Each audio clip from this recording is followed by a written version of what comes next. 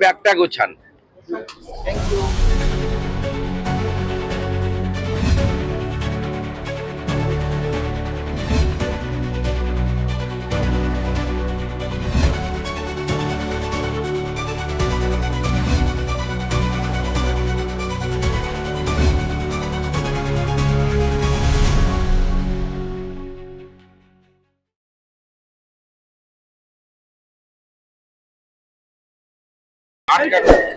দাদা, আজকের দিনে দাঁড়িয়ে যুব সমাজকে কি বলবেন? রাজ্যে শিল্প নেই, চাকরি নেই, কর্মসংস্থান নেই। আজকের দিনে যুব সমাজের জন্য কি বার্তা? ওঠো, জাগো, জাগ্রত হও, সাহস নিয়ে দাঁড়াও, মাথা উঁচু করে দাঁড়াও, সব অন্যায়ের প্রতিবাদ করো, নিজের অধিকার আদায় করো। আমি এই জায়গাকে অপবিত্র করতে চাই না কোন কারোর উক্তি দিয়ে। আজকে স্বামীজির উক্তি সবাইকে বলতে হবে। স্বামীজি যে কথা বলে গেছেন, যত্র জীব তত্র শিব। জীব জ্ঞানে শিব জ্ঞানে জীব পূজা। দরিদ্র নারায়ণ সেবা করো, তাড়াতাড়ি পৌঁছে যাবে ঈশ্বরের কাছে। তুমি গর্ব করে বলো আমি হিন্দু। নিজ ধর্মে আস্থা, অপর ধর্মের শ্রদ্ধা। স্বামীজির উক্তিগুলোই এখানে চর্চিত হওয়া উচিত, উল্লেখ হওয়া উচিত। আজকে অন্য কেউ অপ্রাসঙ্গিক। আপনি দেখবেন আমি প্রত্যেক বছর স্বামীজিকে শ্রদ্ধা জানিয়ে অনেক ব্যানার হোর্ডিং দিই, আমার নামটা লিখতে দিই না, আর এর উল্টো দিকে স্বামীজি আসল যুবরাজ, অন্য কেউ যুবরাজ নয়। আমি শুনেছি এখানকার প্রধান মহারাজ কাউন্সিলরদের ডেকে বলেছিলেন যে এখানে অন্য কারো ছবি লাগাবেন না, তারপরেও শোনেন। উদ্ধত্ত কোথায় গেছে? না, আরে যুবরাজ লিখছে, মাননীয় মুখ্যমন্ত্রীর ভাতস্পুত্রকে যুবরাজ লেখা হচ্ছে স্বামীজির বাড়িতে। স্বামীজি একমাত্র যুবরাজ। আমি 33 বছর এখানে আসি, আমার বয়স 55। আমি 22 বছর থেকে এখানে আসি প্রত্যেক দিন। আগে ক্যামেরা আমাকে খুঁজতো না, ভক্ত হিসাবে আসতাম।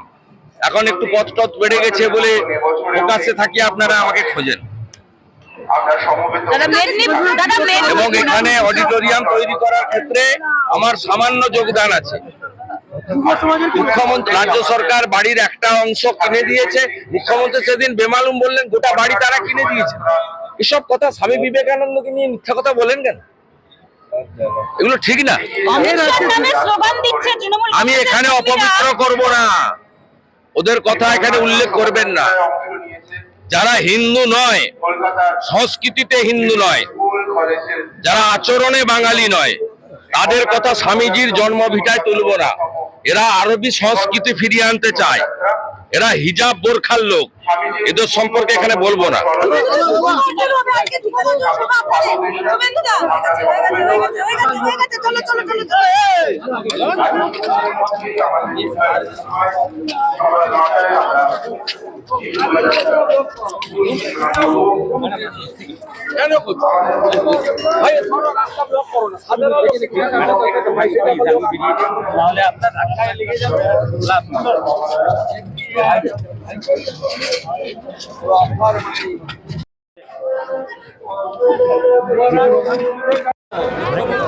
যুবরাজ নয়, এখানকার প্রধান মহারাজ ডেকে তৃণমূল কাউন্সিলরদের বলেছিল ছবি লাগাবেন না, তারপরেও লাগিয়েছে।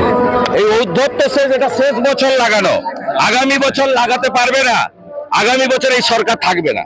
ধ্বজাতে আপনাদের কোনো লোগো নেই। আজকে আমি যত ব্যানার প্রত্যেক বছর লাগাই, আজকে নতুন নয়। আমি এখানে 33 বছর আসি। আমার যখন 22 বছর বয়স সেদিন থেকে আসি। আর টুডে আই এম 55। এখানে only Yuvraj is Swami Vivekananda, world famous Yuvraj. Yuvraj দেখুন, সাহস দেখুন, লিখছে Yuvraj. What is this? You are trying to polluted this area. No, Bengali সংস্কৃতি বলে না। আসল কথা, যারা আরবি সংস্কৃতি আনতে চায়, হিজাব বোরখা আনতে চায়, বাংলায় মেয়েদের ঢেকে রাখতে চায়, তারা তো এই সংস্কৃতি আনতে চাইবে।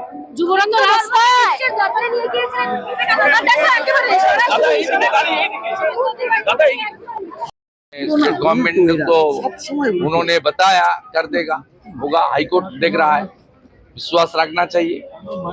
और ये गवर्नमेंट ये सब काम करने के लिए, स्टेट गवर्नमेंट वो जितना भी रुकावट डालने का काम करता है। रेल को और सेंट्रल गवर्नमेंट ऑर्गेनाइजेशन को ये अपने एनिमी सोचता है। इसलिए बंगाल का 68 रेलवे प्रोजेक्ट के लिए जो जमीन का जरूरत था जो अभी नहीं मिला है, नहीं दिया है इसे।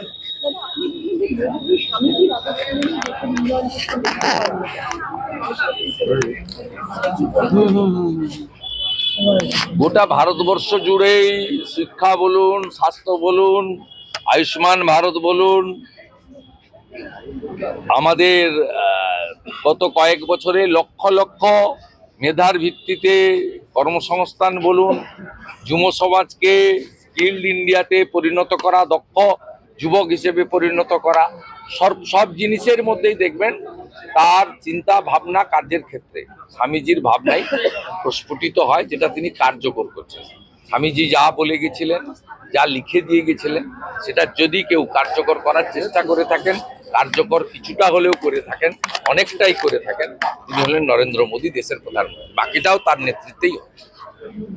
দাদা প্রতিবেশী তাদেরকে তার যারা প্রতিবেশী তাদেরকে নোটিশ করে কলকাতা পুলিশ ডাকছে জিজ্ঞাসাবাদের জন্য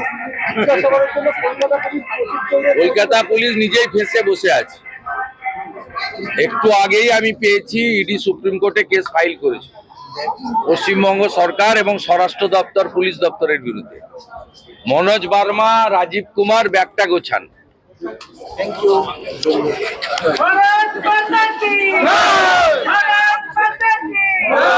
চলো এদিকে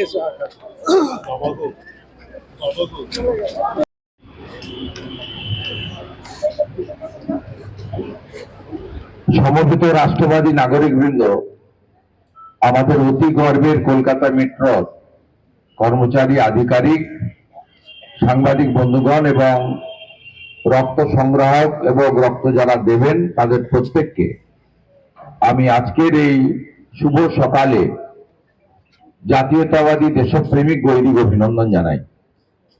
আজকের দিনটি ঐতিহাসিক দিন।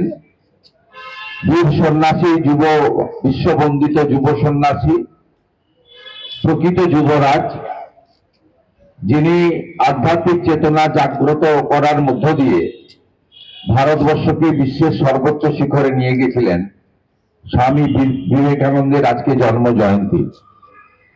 গোটা ভারতবর্ষব্যাপী এমনকি পৃথিবীর বিভিন্ন দেশে আজকে এই দিনটি যুব দিবস হিসেবে প্রতি বছরের মতো পালিত হচ্ছে। আমরা এখানে একটি মহৎ কার্য করার জন্য সমবেত হয়েছি, অর্থাৎ ক্যালকাটা মেট্রো রেলের কর্মচারী সংঘ তার আজকে স্বামীজির প্রতি শ্রদ্ধা জ্ঞাপন করে রক্ত দান একটি উৎসব এখানে করছেন, যার সূচনা আমরা ইতিমধ্যে করলাম। আমি মাননীয় বিপ্লব সরকার, সঞ্জীব মুখার্জি, মানস মজুমদার সহ যারা এই সংগঠনের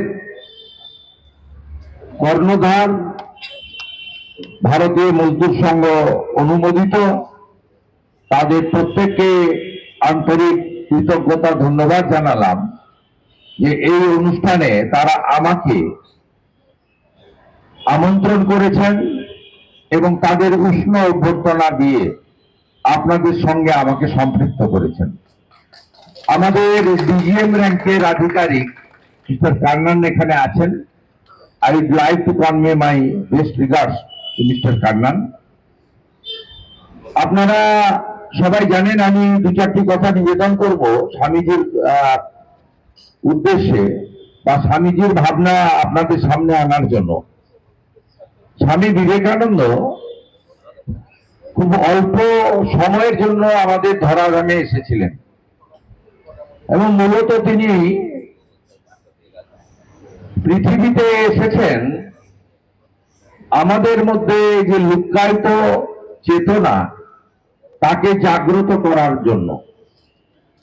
এই বিশ্ববন্দিত যুব সন্ন্যাসী 1893 সালে সনাতন হিন্দু ধর্মের প্রতিনিধি হিসেবে শিকাগো ধর্ম সম্মেলনে গিয়ে ভারতবর্ষকে এবং হিন্দু ধর্মকে পৃথিবীর সর্বোচ্চ জায়গায় পৌঁছে দিয়েছিলেন তার সেই অমূল্য ভাষণের মধ্য দিয়ে।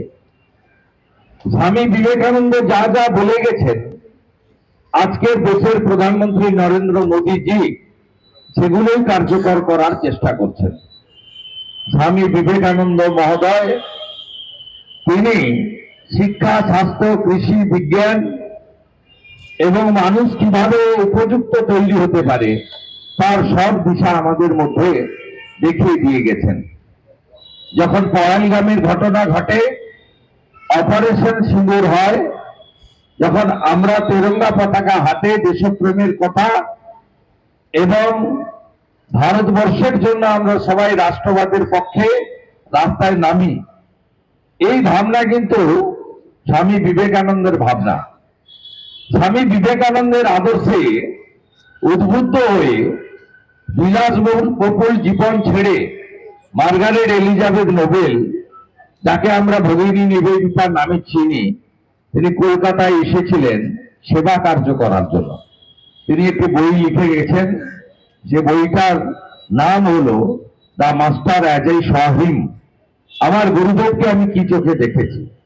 সেই বইয়ের মূল প্রতিপাদ্য ছিল the queen of adoration was his motherland, অর্থাৎ স্বামী বিবেকানন্দের চোখে তার আরাধ্য দেবীর নাম ছিল কে? ভারত মাতা, ভারতবর্ষ। তাই আমি আজকে স্বামী বিবেকানন্দকে শ্রদ্ধা নিবেদন করতে গিয়ে কথাগুলো উল্লেখ করলাম। স্বামী বিবেকানন্দ বলে গেছেন যে দরিদ্র নারায়ণ সেবা করো, খুব তাড়াতাড়ি ঈশ্বরের কাছে পৌঁছে যাবে। স্বামী বিবেকানন্দ বলে গেছেন যত্র জীব তত্র শিব, অর্থাৎ ভগবান মহাদেব মানুষের মধ্যেই বিরাজমান। স্বামী বিবেকানন্দ বলে গেছেন শিবজ্ঞানে জীব পূজা, অর্থাৎ তুমি শিবকে স্মরণ করে মানুষকে পূজা করো। এই কথাগুলোর মধ্য দিয়ে তিনি সনাতন ভারতবর্ষকে জাগ্রত করে দিয়ে গেছেন। তিনি দেহ রাখার আগে মঠ ও মিশন প্রতিষ্ঠা করেছিলেন। বেলুড় মঠ তার হাতে প্রতিষ্ঠিত। এই মঠ এবং মিশন গোটা পৃথিবীতে ছড়িয়ে গেছে। পৃথিবীর সব দেশে একটি করে রামকৃষ্ণ মিশন পাবেন। ভারতবর্ষের প্রত্যন্ত জায়গা, একদম লে কার্গিল থেকে শুরু করে সুন্দরবনের প্রান্ত পর্যন্ত আপনি সর্বত্র রামকৃষ্ণ মঠ ও মিশন পাবেন। স্বামীজি এই প্রতিষ্ঠান গড়ে দিয়ে গেছিলেন কেন? তার মূল 4টি বিষয় ছিল। আপনি মিশনগুলো দেখবেন তারা এই 4 ধরনের সেবাদান করে আসে। মূল কাজ তাদের 4টি। একটি শিক্ষা দান করা, সব জায়গায় শিক্ষা প্রতিষ্ঠান তৈরি করার মধ্য দিয়ে স্বামীজি সবসময় বলতেন যে পরীক্ষায় কৃতকার্য হওয়া আর নাম্বার সংগ্রহ করার মধ্য দিয়ে কখনো শিক্ষা সমাপন ঘটতে পারে না। স্বামী বিবেকানন্দের চোখে শিক্ষা ছিল সেই শিক্ষা, এই শিক্ষার মধ্য দিয়ে নিজের চরিত্র গঠিত হয়, মনের বল বৃদ্ধি পায়, বুদ্ধিবৃত্তি বিকশিত হয়। রামকৃষ্ণ মঠ ও মিশনের দ্বিতীয় কাজ হচ্ছে হসপিটাল নির্মাণ, স্বাস্থ্য পরিষেবা দেওয়া। যেখানে হসপিটাল নেই, ডে কেয়ার, কোথাও আয়ুষ, আয়ুর্বেদ, হোমিওপ্যাথ, কোথাও অ্যালোপ্যাথি, সর্বত্র দেখবেন এটা স্বামীজির ভাবনা। শিক্ষা দাও, স্বাস্থ্য পরিষেবা মানুষকে দাও, আর তৃতীয় হচ্ছে সেবা দান করো।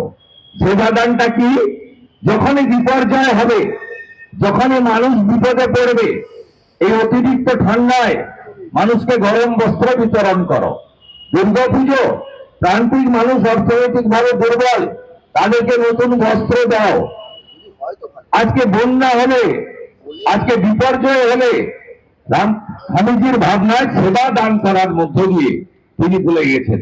স্বামীজি বলে গেছেন যে জীবজ্ঞানে শিব সেবার কথা তো বলেইছেন, তিনি সবসময় বলে গেছেন যে মানুষের মধ্যেই লুকায়িত, তার মধ্যেই যে চেতনা আছে, যে তার প্রয়োজন আছে, সেটা পূরণ করার মধ্য দিয়ে সেবা দান করতে হবে। স্বামীজি বলে গেছেন ব্রহ্ম হতে কীট পরমাণু, সর্বভূতে সেই প্রেমময়, মন প্রাণ শরীর অর্পণ করো এসকে, এসবের পায়ে ও মুখে সম্মুখে তোমার ছাড়ি, কোথা খুঁজিছে ঈশ্বর, জীবে প্রেম করে যেই জন সেই জন সেদিকে ঈশ্বর, স্বামী বিবেকানন্দের ভাবনা। আর চতুর্থ, স্বামী বিবেকানন্দ মহোদয় আমাদের মধ্যে আধ্যাত্মিক চেতনাকে জাগ্রত করে দিয়ে গেছেন। আধ্যাত্মিক চেতনা হলো মানুষের মধ্যে থাকা উইল ফোর্স। স্বামীজি বলে গেছেন যে প্রাচীনকালে বলতো যারা ধর্ম মানে না তারা নাস্তিক, আর আধুনিক ভারত বলুক যাদের নিজেদের প্রতি আস্থা নেই তারা হলো নাস্তিক। মানুষ নিজেদের মধ্যে আস্থা যদি রাখতে হয়, আধ্যাত্মিক চেতনাকে জাগ্রত করতে হবে, যা গীতা বলে গেছে ধর্ম রক্ষতি রক্ষিত। ধর্ম রক্ষার কাজটা আমাদের সকলকে করতে হবে। স্বামীজির জন্ম জয়ন্তী যুব দিবসে সকলকে ধন্যবাদ। রক্তের কোনো বিকল্প নেই, রক্তদান মহৎদান। এই শুভ অনুষ্ঠানে উপস্থিত থাকতে পেরে আমি কৃতজ্ঞ। নরেন্দ্র মোদীজির নেতৃত্বে চড়ুইবতী মন্ত্রে ভারতবর্ষ এগিয়ে চলুক, মেট্রো রেল এগিয়ে চলুক। ভারতের গর্ব, পৃথিবীর গর্ব, ভারতীয় রেল তার জয়যাত্রা সুনিশ্চিত হোক। চড়ুইবতী চড়ুইবতী।